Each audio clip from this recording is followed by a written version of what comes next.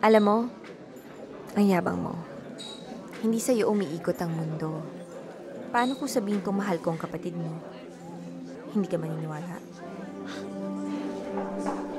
Siguro, guilty ka. O napapraning ka dahil kapatid mong napangasawa ko at hindi ikaw. Come in, come in. So, kuya, where's the beautiful wife? Baka nagbibisyo yan. Meron pala siya. Han, Finally.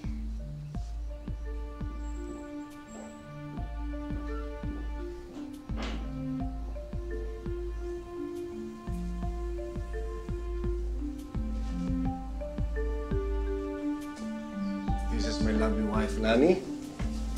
My brother, Chino, and his girlfriend, Gwen.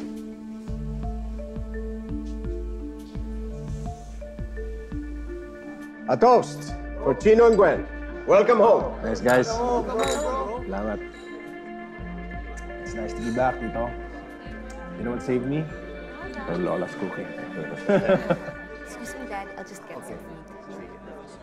Okay. You want a drink? Yeah, yeah. I'll grab you. You guys okay? Yeah. All right, sure. Awit ako nun. Ate, pakikuha rin ng red wine, please. Salamat, ah. Anong kailangan mo sa kapatid ko? Masarap ng chicken galantina. Ako ang gumawa nito. Alam mo niya yung tungkol sa atin. Hindi niya malalaman kung hindi mo sasabihin. Ikaw, alam ba ni Gwen ang tungkol sa atin? Paano mo nakilala ang kapatid ko? Excuse me, sir. Paano kayo nagkarelasyon? How the hell did you get to marry? Bakit hindi siya yung tanungin mo? Tsaka ba't nagagalit ka? Inaanan ba kita? May motibo ka. Nalaman ko rin yan.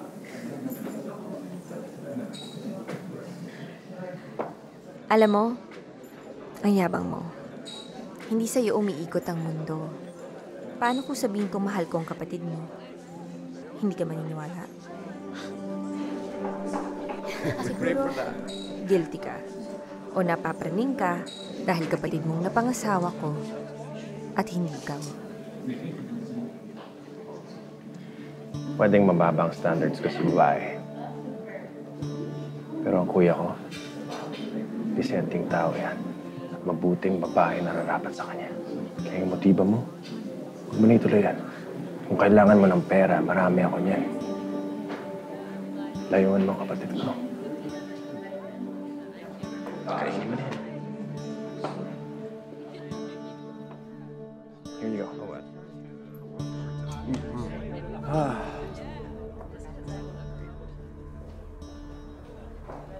Excuse me. Yeah. So I'm also excited to go. I really want to go there for a break.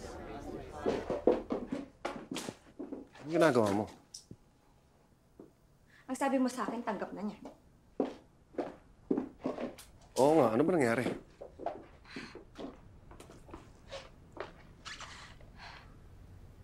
Ininsulto niya ako.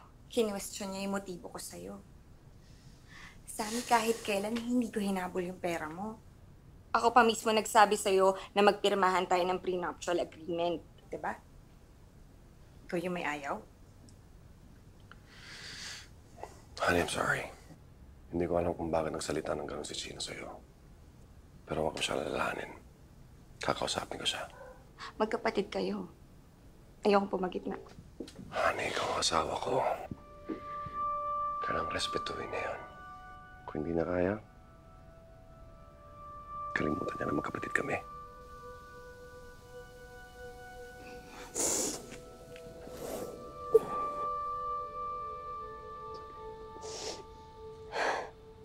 Chino,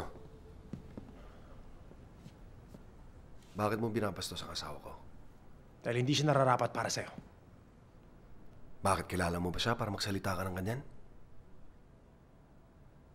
Kuya, di tipo ni Lani ang dapat mong pakasalan. Bakit ano bang tipo ni Lani? Para husgahan mo siya ng ganyan. Kuya, ang daming-daming babae dyan. Bakit siya? Bakit hindi siya? Because you deserve better. Chino, for years, I put up with your cheap women. Mga babaeng nanggugulo, naghabol, nagagalit sa mga panloloko mo sa kanila. Ngayon lang ako naging masaya. Hindi ko naranasan kay Ella to. Di ba pwede maging masaya ka na lang para sa akin? I love her.